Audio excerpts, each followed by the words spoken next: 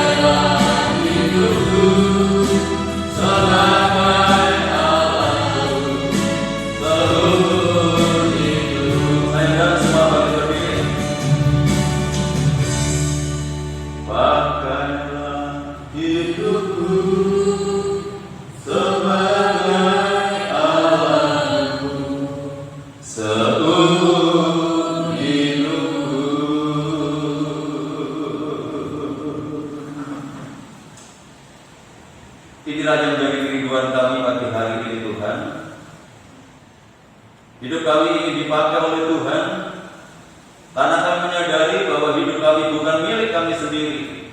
Hidup kami adalah milik Tuhan yang sudah Tuhan tebus di atas kayu salib, sehingga kami tidak hak untuk menggunakan hidup ini menurut kemauan kami. Namun kami belajar menyerahkan hidup ini menurut kehendak Tuhan.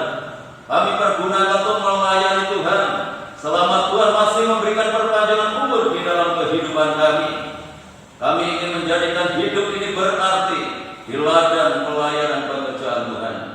Kami bersyukur kalau sampai hari ini Tuhan masih memberikan kepercayaan kepada kami untuk kami dapat melayani pekerjaan ini.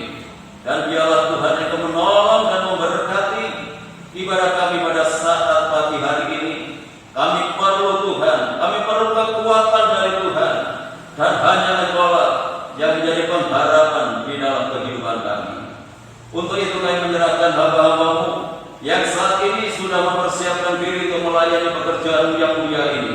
Kami menyerahkan leader, singer, pemain musik, petugas LCD, operator penayangan ini maupun hamba-Mu yang akan menyampaikan kebenaran firman-Mu. Mari Tuhan Engkau sucikan kami, Engkau kuduskan kami. Terlebih pengurapan darah-Mu yang kudus Engkau nyatakan dalam pelayanan kami. Biar pelayanan ini boleh berkenan di hadapan Tuhan dan boleh menjadi berkat bagi sedang jemaat Tuhan. Kalau pekerjaan kuasa kegelapan yang ingin mencoba mengganggu jalannya ibadah kami, bahkan ingin merebut berkat Tuhan yang Kau sediakan lewat ibadah ini, kami menyatukan hati bersama jemaat untuk memanggil nama-Mu, yaitu di dalam nama Tuhan Yesus Kristus. Dalam kuasa-kuasa yang bukan dari Allah, dalam bentuk apapun, kami tolak kaitan dan kuasanya di dalam nama Yesus. Dan gelar Roh-Mu yang kudus menguasai hati kami, menguasai pikiran kami, bahkan segenap kehidupan kami, sehingga berkat ibadah pagi hari ini seutuhnya boleh menjadi bagian dalam kehidupan kami. Tuhan berkati setiap gereja-gereja-Mu yang saat ini dan mengadakan ibadah yang sama yang kami lakukan. Bagaimana Tuhan memberkati kami, Tuhan memberkati mereka semuanya, agar nama Tuhan dipermuliakan. Hanya di dalam nama Tuhan Yesus Kristus Kepala Gereja, kami serahkan segala doa kami buka ibadah kami pagi hari ini, dan yang siap untuk memuliakan Tuhan. Mari bersama kita katakan, amin. Saya ucapkan sekali lagi shalom Bapak Ibu Saudara. Mari saya undang Bapak Ibu Saudara untuk bangkit berdiri. Kita mau menerima sukacita dari surga, karena itulah kekuatan bagi jiwa. Haleluya.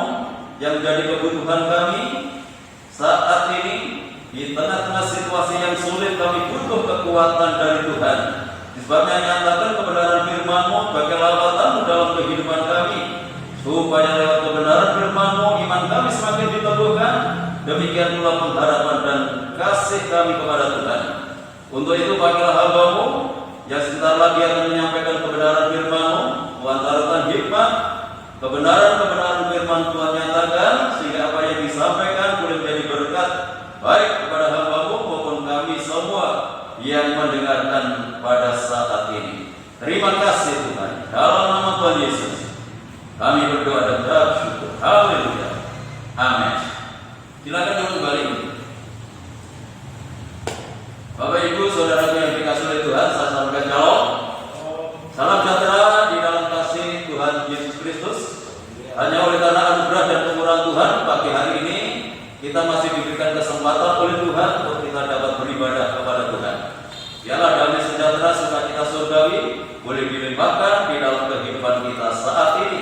Dan pemberitaan firman Tuhan pagi hari ini akan disampaikan oleh Bapak Pendeta Muda Joko Suwarno. Untuk itu waktu dan tempat saya sediakan. Sidang jemaat yang dikasihi Tuhan, saya sampaikan salam. Marilah pada pagi hari ini, meskipun kita tidak bisa beribadah dengan cara tatap muka, tetapi lewat video YouTube pada pagi hari ini kita masih tetap bisa melaksanakan ibadah kita. Mari kita pergunakan waktu kita sebaik-baiknya untuk tetap bisa mendengarkan firman Tuhan. Puji Tuhan, firman Tuhan pada pagi hari ini saya berikan tema jangan menjadi sia-sia. Mari kita baca di dalam kitab 2 Korintus 6 ayat 1 sampai 2.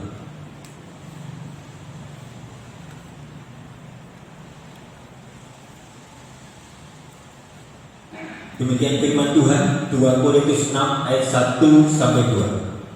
Sebagai teman-teman sekerja, kami menasihatkan kamu supaya kamu jangan membuat menjadi sia-sia kasih karunia Allah yang telah kamu terima.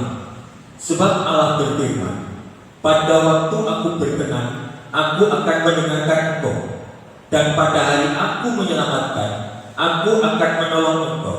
Sesungguhnya waktu ini adalah waktu perkenanan itu.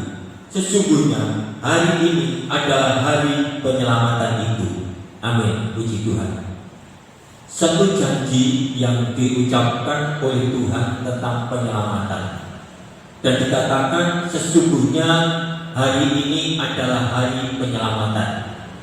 Hari ini adalah hari perkenanan Tuhan untuk menganugerahkan kasih karunia kepada kita semua, orang-orang yang percaya dan orang-orang yang berharap kepada Tuhan Yesus Kristus. Terpujilah nama Tuhan. Namun di dalam ayat 1 kita diperingatkan untuk menjadi orang-orang yang dikatakan sebagai teman-teman sekerja. Kami menasihatkan kamu supaya kamu jangan membuat menjadi sia-sia kasih karunia Allah. Ini yang harus kita perhatikan. Sebab kasih karunia Allah ini diberikan pada hari perkenanan, pada hari-hari akhir zaman. Ya.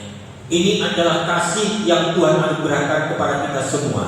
Namun dengan demikian kita tetap diberikan nasihat, jangan membuat menjadi sia-sia kasih karunia Allah. Ya, meskipun kasih karunia penyelamatan itu sudah dijanjikan oleh Tuhan kepada barang siapa yang mengasihi kepada Tuhan Yesus, barang siapa yang beriman kepada Tuhan Yesus. Tetapi kalau pemberian itu, anugerah itu, kesempatan itu tidak dipergunakan dengan baik, maka kasih karunia Allah itu bisa menjadi sesuatu yang sia-sia. Ini yang harus kita perhatikan di dalam hidup kita, agar pada akhirnya, pada hari penghakiman nanti, pada hari di mana kita akan diperhadapkan kepada Tuhan Yesus Kristus, kita tidak menjadi orang yang sia-sia, tetapi menjadi orang yang benar-benar memiliki janji Allah itu, yaitu anugerah keselamatan. Sebab Tuhan tadi mengatakan, pada waktu aku berkenan, aku akan mendengarkan engkau. Ya, pada hari aku menyelamatkan, aku akan menolong engkau. Nah, di sini Tuhan memberikan satu janji tanpa ada satu persyaratan, tanpa ada satu kriteria. Betapa bahagianya kita sebagai orang-orang yang percaya kepada Tuhan Yesus.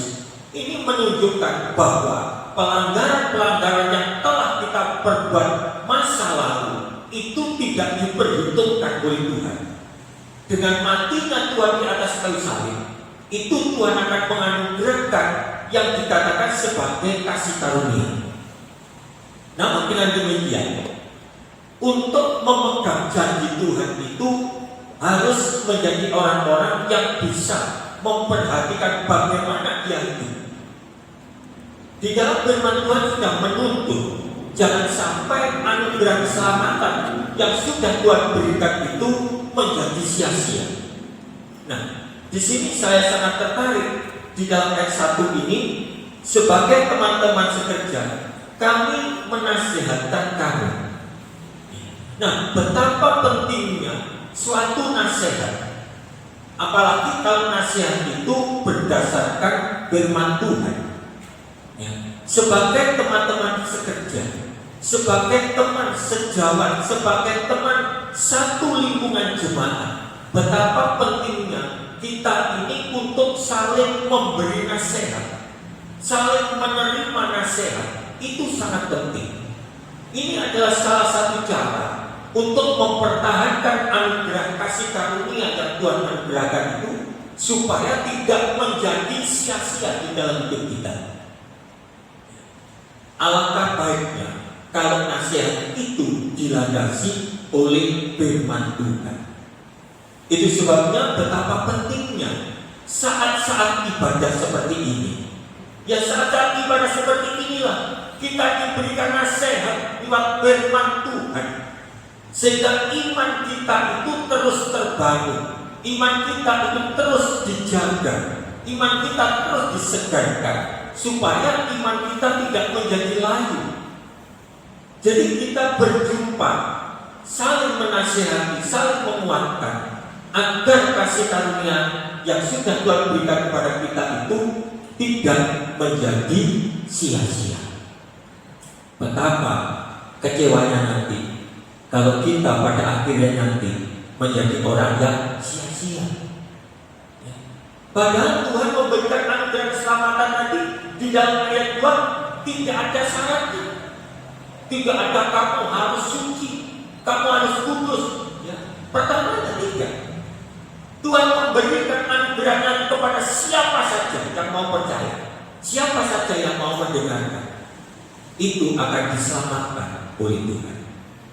Ya, jadi pemberian Tuhan yang sangat luar biasa ini jangan sampai menjadi sia-sia di dalam hidup kita, tetapi kita jaga, ya, kita kuatkan, sehingga pada saat kita menghadap kepada Tuhan, anugerah keselamatan ini menjadi milik kita yang sejati.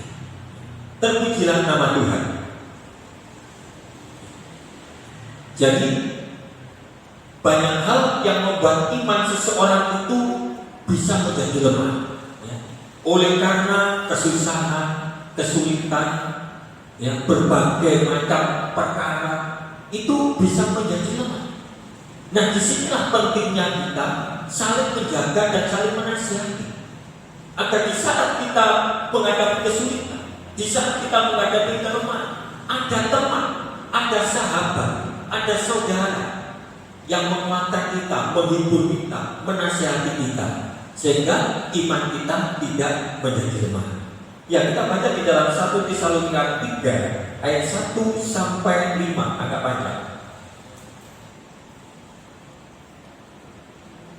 1 Tesalonika 3 ayat 1 sampai 5.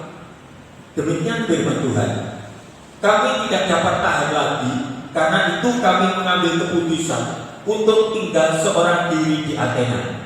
Lalu kami mengirim Timotius, saudara yang bekerja dengan kami untuk Allah dalam pemberitaan Injil Kristus, untuk menguatkan hatimu dan menasihatkan kamu tentang imanmu. Nah, ini garis bawah. Saya ulangi. Untuk menguatkan hatimu dan menasihatkan kamu tentang imanmu, supaya jangan ada orang yang goyang imannya karena kesusahan-kesusahan ini. Kamu sendiri tahu betapa kita ditentukan untuk itu. Sebab juga waktu kami bersama-sama dengan kami telah katakan kepada kamu bahwa kita akan mengalami kesusahan. Dan hal itu seperti kamu tahu telah terjadi.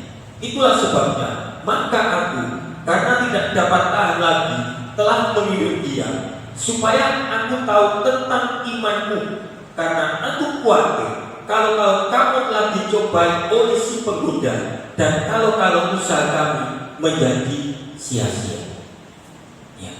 Jadi di sini Rasul Paulus juga memberikan atau sempat merasa khawatir, jangan sampai jemaat di Tesalonika itu imannya menjadi lemah oleh karena kesusahan-kesusahan, oleh karena kesulitan-kesulitan. Itu sebabnya Rasul Paulus mengirimkan Timotius. Ya, tadi dikatakan, lalu kami mengirimkan Timotius, ayat 2, saudara yang bekerja dengan kami untuk Allah dengan pemberitaan Injil Kristus, ya, untuk menguatkan hatimu dan menasihatkan kamu tentang imanmu. Ya, Rasul Timotius ditugaskan oleh Rasul Paulus untuk mengunjungi jemaat di Tesalonika supaya menasihatkan dengan pemberitaan Injil. Jadi tetap bukan dinasihati oleh karena kepandaiannya Timotius, bukan karena kehebatan omongannya Timotius, tidak, tetapi dikatakan dengan pemberitaan Injil Kristus. Nah, disinilah untuk menguatkan hati, untuk menasihati kita supaya iman kita tidak menjadi lemah. Sekali lagi saya katakan, betapa pentingnya kita itu sering bertemu, sering berjumpa di dalam saling menasihati lewat kebenaran firman Tuhan. Ini adalah cara yang paling efektif untuk membangun iman seluruh sidang jemaat. Sebab kita semua tahu zaman sekarang kita mengalami musim pandemi ini sudah hampir 2 tahun. Ya, semua terganggu. Apapun terganggu, kegiatan terganggu, yang punya usaha terganggu, yang bekerja terganggu, kesehatan terganggu, semuanya terganggu. Jadi boleh dikatakan masa-masa ini masa-masa susah. Masa-masa ini adalah masa-masa sulit.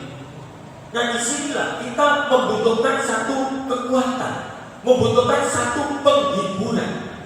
Tetapi bukan penghiburan oleh karena kepandaian omongan manusia, tetapi lebih baiknya lagi penghiburan itu lewat pemberitaan Injil Kristus. Ini yang harus kita lakukan di dalam menghadapi masa-masa pandemi seperti ini. Sehingga di dalam ayat 3 ini dikatakan, supaya jangan ada orang yang goyang imannya karena kesusahan-kesusahan ini. Supaya kita semua saudara sidang jemaat Bukit Sion ini tidak ada yang goyang oleh karena kesusahan, tidak ada yang goyang imannya oleh karena kesulitan-kesulitan, tetapi tetap memiliki pengharapan yang kuat oleh janji-janji Injil Kristus. Itu yang harus kita pegang dengan erat. Sebab Tuhan Yesus tidak mungkin membiarkan umat-umat yang percaya menjadi orang-orang yang susah. Memang Tuhan mengizinkan kita berada di dalam kesulitan, kita berada di dalam kesusahan, tetapi Tuhan Yesus selalu memberikan jalan. Itulah kekuatan yang diberikan oleh Tuhan. Ya. Kita tidak perlu lebih banyak membicarakan bagaimana pertolongan Tuhan. Saya rasa semua orang sudah pernah ditolong Tuhan, sudah pernah merasakan mujizat-mujizat yang tidak terduga dari Tuhan. Nah, disinilah maka Injil Kristus ini harus tetap kita pegang erat, menjadi satu nasihat yang kuat, menjadi satu nasihat yang benar untuk mempertahankan kekuatan iman kita. Ya, ayat 3 tadi dikatakan, kamu sendiri tahu bahwa kita ditentukan untuk itu. Kita memang diizinkan untuk berada di tengah-tengah kesulitan. Kita memang diizinkan berada di tengah-tengah kesusahan. Namun tidak selamanya kita menjadi orang yang susah. Tidak selamanya kita menjadi orang yang sulit. Pada saatnya yang sudah Tuhan tentukan, pasti ada jalan keluar untuk membawa umat yang percaya itu menjadi orang yang ditolong oleh Tuhan. Sebab saya punya percaya pertolongannya Tuhan itu tepat pada waktunya. Terpujilah nama Tuhan. Ya. Sidang jemaat yang dikasih Tuhan, ayat 4 mengatakan, sebab juga waktu kami bersama-sama dengan kamu, bagaimana Rasul Paulus bersama-sama dengan sidang jemaat di Tesalonika, telah kami katakan kepada kamu bahwa kita akan mengalami kesusahan. Sudah dipesankan dulu, dan hal itu seperti kami tahu telah terjadi. Jadi Rasul Paulus pun, Timotius pun pada saat itu sama. Bukan berarti tidak pernah menghadapi kesusahan. Justru tokoh-tokoh Alkitab zaman waktu itu kesusahannya lebih berat dari kita. Ya. Kalau tokoh-tokoh Alkitab dulu seperti Rasul Paulus, ancamannya nyawa, ancamannya penjara, ancamannya dicambuk, disesat, dilempari batu. Tapi kalau kita, ancaman kita ya, kalau tidak ekonomi, mungkin sedikit sakit penyakit atau persoalan-persoalan. Jadi kesusahan dan kesulitan kita dibanding dengan tokoh-tokoh Alkitab pada zaman itu tidak sebanding apapun. Dan disinilah kita harus mengarahkan diri kepada siapa tokoh-tokoh iman kita.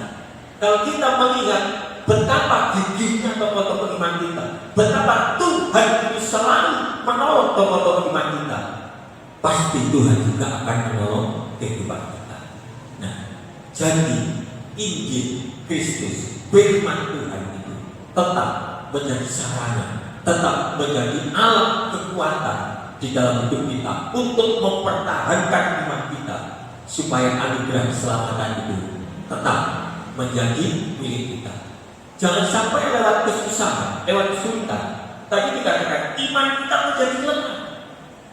Kita berjalan dengan cara kita sendiri. Ya. Kalau dikatakan oleh Bapak Paulus, bekerja dengan caranya sendiri, yang menghalalkan berbagai macam cara. Ya. Atau yang penting aku untung, orang lain susah. Ya, kemarin sudah dibahas oleh Bapak Paulus.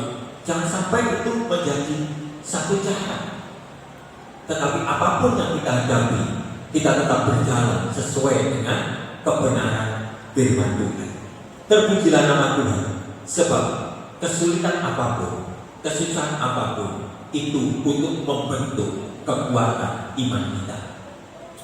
Tanpa ada tantangan di dalam iman kita, maka iman seseorang tidak bisa dilihat kadarnya.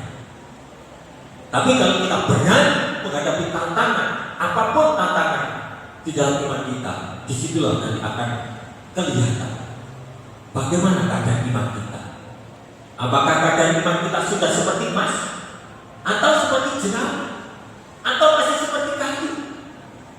Yang pada akhirnya nanti dikatakan oleh firman Tuhan diuji oleh api. Nah, itu sebabnya Tuhan tetap mengizinkan kita berada di tengah-tengah kesulitan, kita berada di tengah-tengah kesusahan. Namun tangan Tuhan yang kuat pasti akan menolong kehidupan kita. Terpujilah nama Tuhan. Ya, kita akan maju ke depan. Kita harus mengikuti teladan yang sudah dilakukan oleh para rasul. Sebab ini supaya kita tidak menjadi orang yang mungkin mengaku seperti ini, tetapi kita lihat teladan-teladannya para rasul-rasul, bagaimana dia menghadapi kesulitan-kesulitan itu. Filipi 3 ayat 17 sampai 21. Filipi 3 ayat 17 mulai sampai 21. Saudara-saudara, ikutilah teladan dan perhatikanlah mereka yang hidup sama seperti kami yang menjadi teladan. Karena seperti yang kerap kali kukatakan kepadamu dan yang dinyatakan pula sekarang sambil menyanyi, banyak orang yang hidup sebagai seteru salib Kristus. Kesudahan mereka ialah kebinasaan, Tuhan mereka ialah perut mereka, kemuliaan mereka ialah aib mereka. Pikiran mereka semata-mata tertuju kepada perkara duniawi. Karena keluarga kita adalah di dalam surga, dari situ juga kita menantikan Tuhan Yesus Kristus sebagai juru selamat, yang akan mengubah tubuh kita yang hina ini sehingga serupa dengan tubuhnya yang mulia, menurut kuasanya yang dapat menaklukkan segala sesuatu kepada dirinya. Puji nama Tuhan. Ya, jadi kita sebagai pengikut Kristus, kita juga bisa meneladani tokoh-tokoh Alkitab, para rasul dahulu. Ya tadi dikatakan, ikutilah teladanku, perhatikanlah mereka yang hidup sama seperti kami, yang hidup mengikuti teladan Injil Kristus, yang menjadi teladan. Ya. Jadi dikatakan seperti itu karena pada waktu itu, ya, para rasul-rasul pemberita Injil ini mulai melihat jemaat di Filipi ini sudah banyak orang yang menjadi seteru salib Kristus. Ya. Jadi ini bukan berarti orang yang belum percaya kepada Tuhan, tetapi ini orang yang sudah percaya oleh karena kesulitan, oleh karena kesusahan, oleh karena tekanan-tekanan di dalam hidupnya, sehingga mereka hidup dengan caranya sendiri. Itu sebabnya Rasul Paulus mengatakan, dan yang menyatakan pula sekarang sambil menangis, betapa sedihnya penuntut firman ini melihat banyak orang yang hidup sebagai seteru salib Kristus. Mereka sudah tidak berjalan sesuai dengan firman lagi.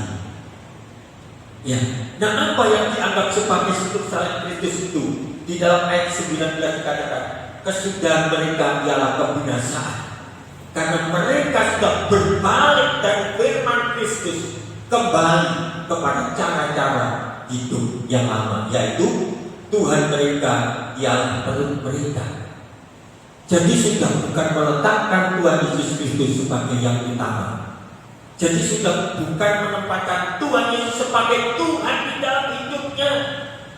Yang ada menjadi Tuhan di dalam hidupnya adalah perutnya. Yang penting aku kenyang, yang penting aku tidak kekurangan.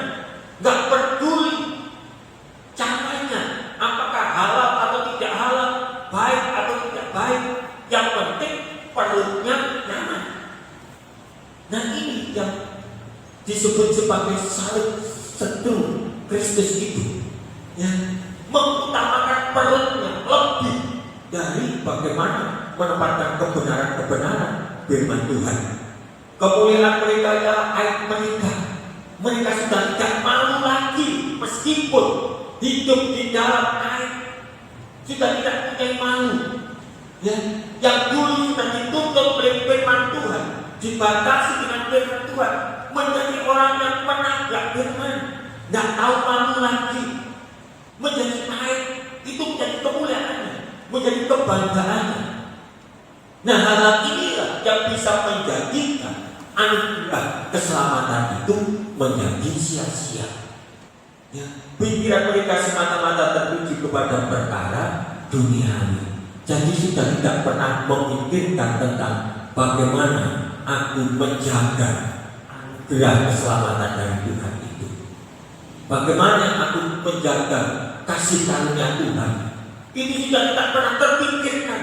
Bagaimana supaya aku bisa menjadi orang yang beribadah dengan benar. Itu sudah tidak terpikirkan. Pikiran hanya perut kesenangan dan kesenangan lewat segala cara untuk memuaskan hawa nafsunya.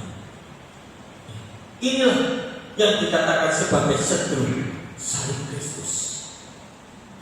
Nah, disinilah firman Tuhan ini menasihatkan kepada kita supaya kita keluarga besar sidang jemaat Bukit Sion ini tidak terjadi hal-hal yang seperti ini. Yang ini pentingnya firman Kristus selalu memberikan nasihat supaya iman kita tetap terjaga dengan sehat. Nah, sebab yang harus kita pertahankan bukan perut kita, bukan pikiran kita yang semata-mata tertuju pada, tetapi yang harus kita pertahankan di dalam ayat 20, yaitu kita sudah dijadikan warga kerajaan surga. Ini yang harus kita jaga, supaya apapun yang kita hadapi di dalam kesusahan kita, apapun yang kita hadapi di dalam kesulitan kita melihat, mengikuti teladan para rasul, kita mengikuti teladan para tokoh-tokoh Alkitab, supaya warga kerajaan surga yang sudah dianugerahkan kepada kita tetap menjadi milik kita. Ya, kita bisa melihat Bagaimana tadi saya katakan Rasul Paulus mendapat kesusahan, diancam, bahkan dibunuh, dan akhirnya dibunuh beneran. Ya. Nah itu harus kita teladani. Dia rela mati untuk mempertahankan kewarganegaraan surga. Ini yang harus kita pertahankan. Ya sudah, terima kasih Tuhan. Sehingga di masa-masa sulit ini, di masa-masa susah ini, kita tidak menjadi orang-orang yang keluar dari kebenaran firman Tuhan. Sehingga nanti pada akhirnya ayat 21 tadi dikatakan yang akan mengubah tubuh kita yang hina ini, jadi kita benar-benar akan bersama-sama dengan Tuhan di dalam kerajaan surga, memiliki tubuh yang mulia. Nah, janji yang luar biasa ini harus kita pegang, harus kita pertahankan. Ya. Tadi dikatakan jangan sampai menjadi sia-sia. Ya. Alangkah kecewanya nanti kita sudah menjadi orang Kristen, mungkin mulai kecil, bahkan ada yang mulai bahaya, ya. Sampai tua, sampai meninggal, dan pada akhirnya anugerah keselamatan itu menjadi sia-sia.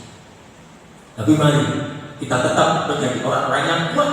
Kita tetap menjadi orang-orang yang saling menasihati lewat firman Tuhan, sehingga firman Tuhan ini membangun iman kita semakin hari semakin bertumbuh di dalam pertumbuhan yang sehat. Nah, saya berikan sedikit contoh bagaimana Judas di dalam ayat Matius 27 ayat 3 sampai 5.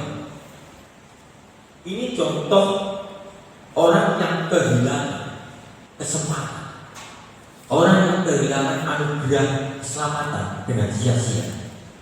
Matius 27 ayat 3. Pada waktu Yudas yang menyerahkan dia melihat bahwa Yesus telah dijatuhi hukuman mati, menyesallah ia. Lalu ia mengembalikan uang yang 30 perak itu kepada imam-imam kepala dan tua-tua, dan berkata, aku telah berdosa karena menyerahkan darah orang yang tak bersalah. Tetapi jawab mereka, apa urusan kami dengan itu? Itu urusanku sendiri.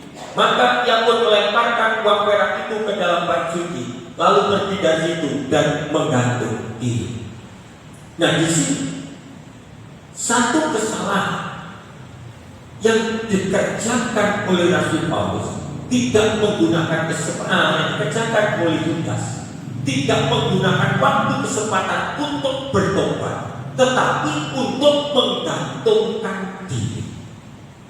Saya yakin dan percaya, seandainya pada saat itu Yudas tidak menggantungkan diri, dia minta ampun, bertobat kepada Tuhan, pasti diampuni. Tetapi langkah yang diambil oleh Yudas adalah menggantungkan diri. Ini kefatalan kesalahannya. Ya. Seandainya Yudas masih mengambil kesempatan untuk memperbaiki kesalahannya, Yudas juga pernah salah, Petrus pernah salah. Ya, tetapi Petrus mau bertobat. Yudas menjual Tuhan Yesus, Petrus menyangkal Tuhan Yesus. Sebenarnya kesalahannya Petrus dengan Yudas boleh dikatakan hampir sama. Bukan berarti Yudas lebih berat, hampir sama. Tetapi perbedaannya, Petrus mau bertobat. Tidak main-main Petrus menyangkal Tuhan Yesus.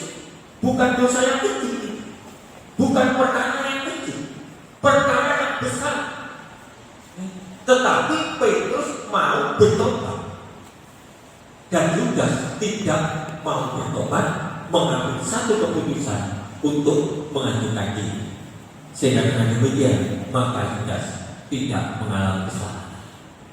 Nah, begitu juga mari pada saat ini mungkin kita mempunyai satu kesalahan, mungkin kita mempunyai satu beban-beban yang belum bisa kita lepaskan. Nah, mumpung kita masih punya waktu, punya kesempatan, mari kita pergunakan. Kita bertobat kepada Tuhan, kita minta ampun kepada Tuhan, agar anugerah keselamatan, kasih karunia keselamatan itu tidak menjadi sia-sia. Asal kita mau datang bertobat kepada Tuhan, maka Tuhan pasti akan mengampuni. Dan setelah kita bertobat, tentunya kita harus berkomitmen dengan baik, tidak melakukan. Nah, inilah sudah Jumat dan kasih Tuhan. Bukan berarti keselamatan yang sudah Tuhan berikan tidak bisa hilang. Bisa, kalau kita melanggar firman Tuhan. Tetapi tentang berbicara bagaimana orang melanggar firman Tuhan, saya rasa semua orang pernah melanggar firman Tuhan.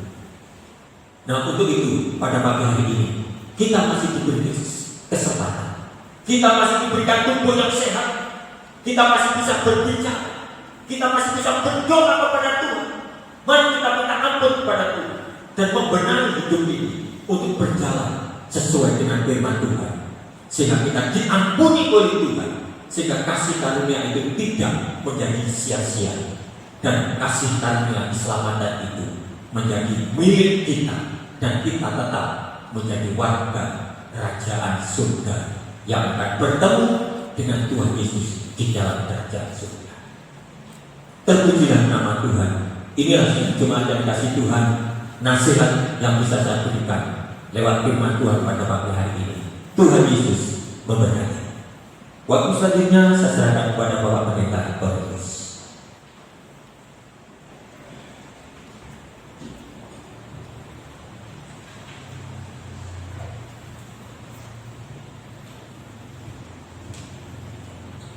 Mari kita pujikan satu pujian kasih yang terindah.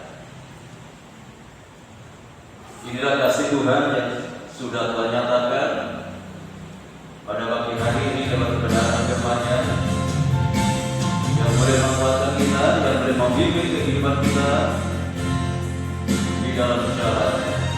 Amin.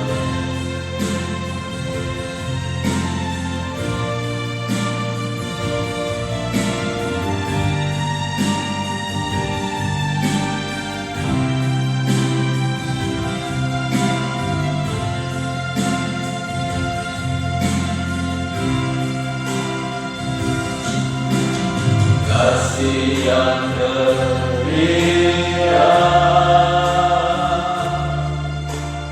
hati yang mulia, hanya ku temukan di dalam-Mu, Yesusku.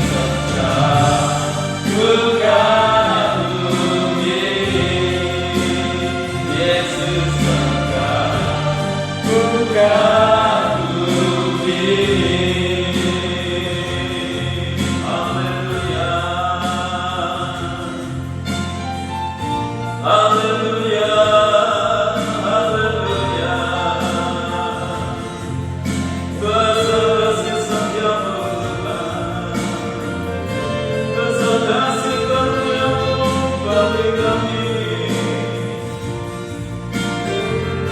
Haleluya, haleluya.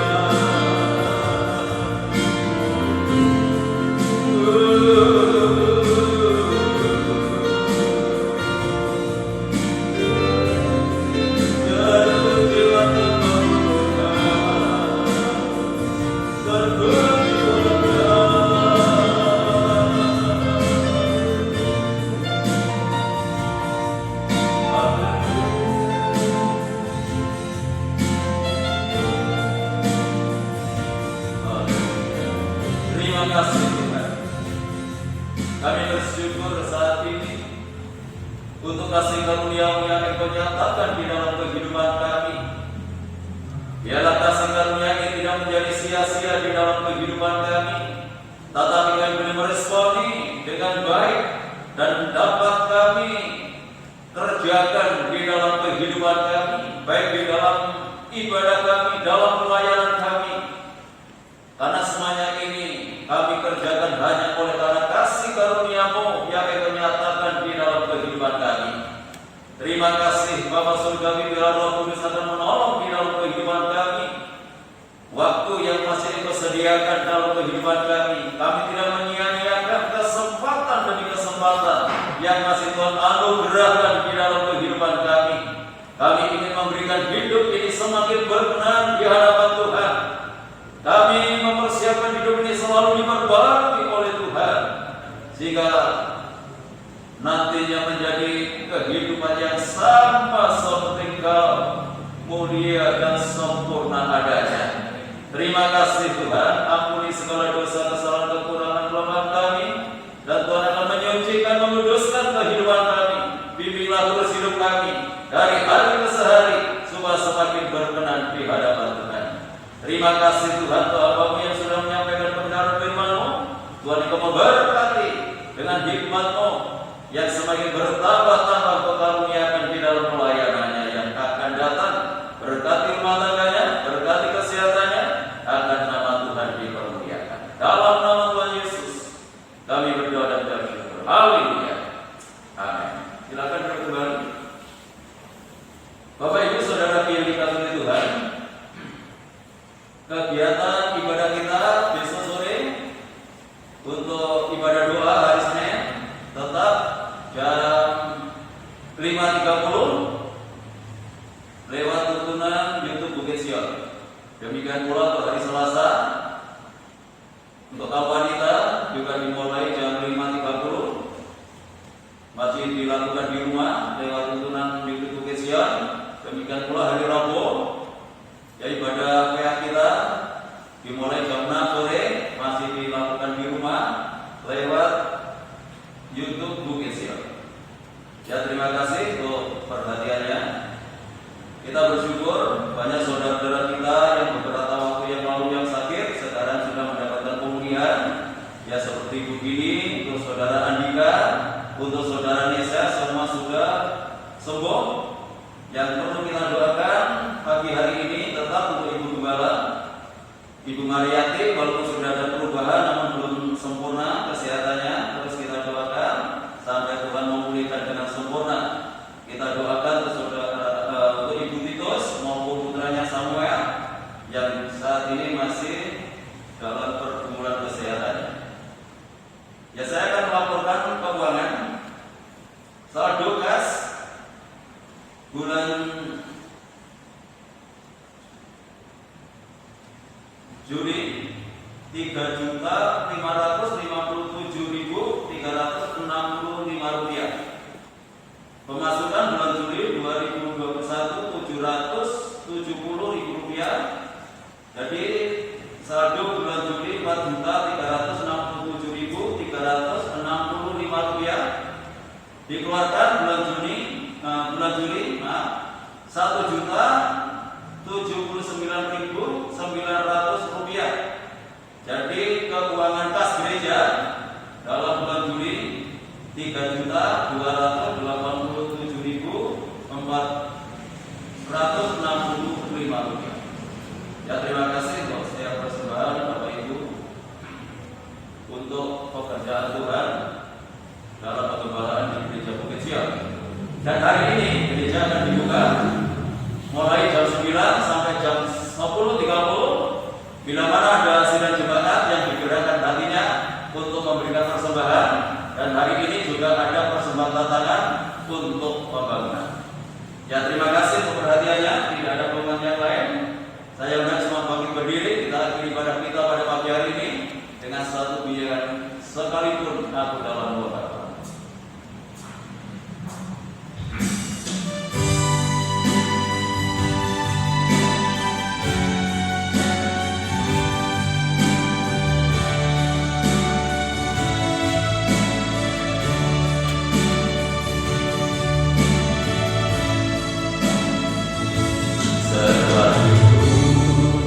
Aku dalam lembah gelap, Tuhan aku bakal bersamamu.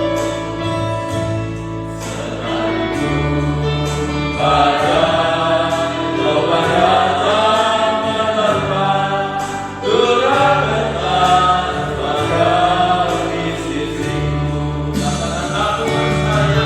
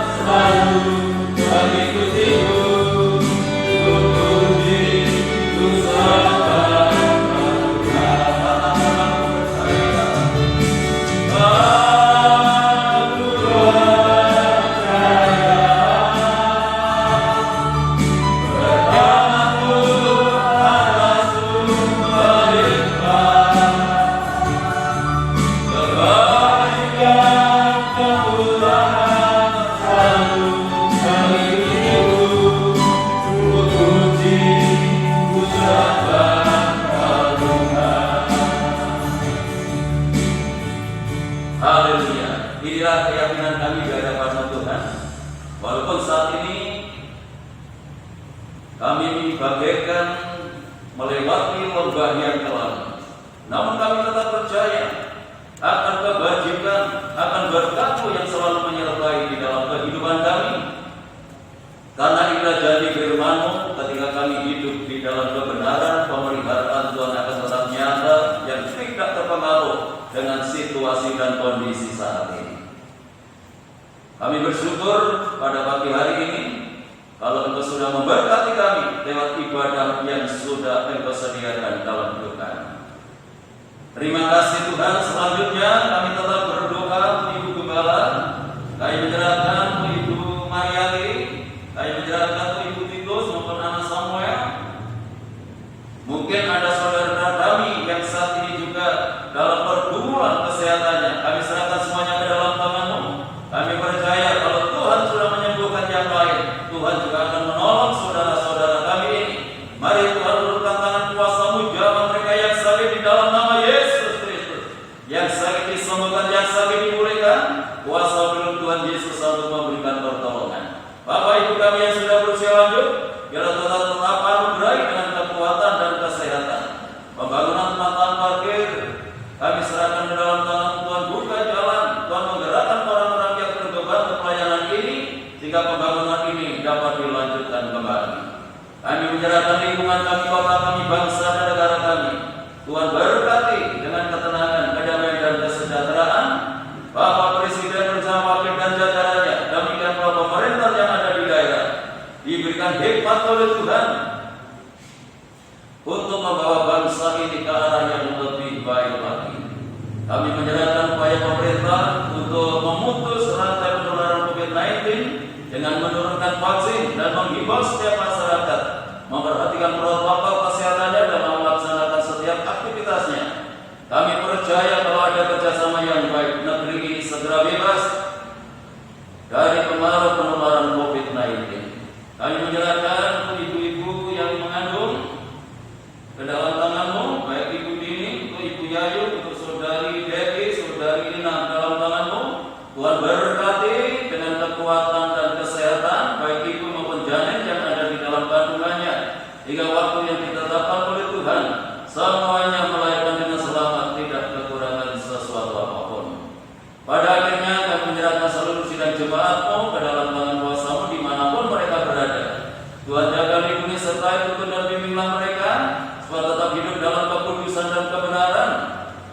Dimanapun mereka berada, selalu membuat nama Tuhan dipermuliakan, taruhkan hati yang setia mengasihi Tuhan, dan tetap tergembala dengan baik kehidupan imannya. Baik menyerahkan rumah tangga keluarga, kehidupan kejemaatan berkati dengan ketenangan, kedamaian, dan kesejahteraan. Kalau usaha pekerjaan, tugas dan tanggung jawab yang mereka lakukan, Tuhan buat berhasil dan beruntung. Peliharakan seluruh jemaatmu dalam kasih-Mu, sehingga tidak ada satu rumah tangga pun yang hidup di dalam kekurangan. Anak-anak yang masih duduk di bangku sekolah, mulai dari baik usia perguruan tinggi, berkatilah mereka dengan kecerdasan dan kearifan, jadikan anak-anak yang berprestasi, baik dalam akademinya maupun non-akademinya, jadikan berkat di dalam pergaulannya. Bagi sidang jemaatmu yang sudah memberikan persembahannya, mengembalikan perpuluhannya, Tuhan kembalikan berlipat kali ganda sesuai dengan janji firman-Mu. Bapak Ibu Saudara yang dikasihi oleh Tuhan, sekarang terimalah berkat damai sejahtera dari Allah Bapa, kasih karunia-Nya dari Tuhan Yesus Kristus, lewat persekutuan Roh-Nya yang kudus, menyertai dan memberkati kita mulai pagi hari ini sampai Maranatha, Tuhan Yesus datang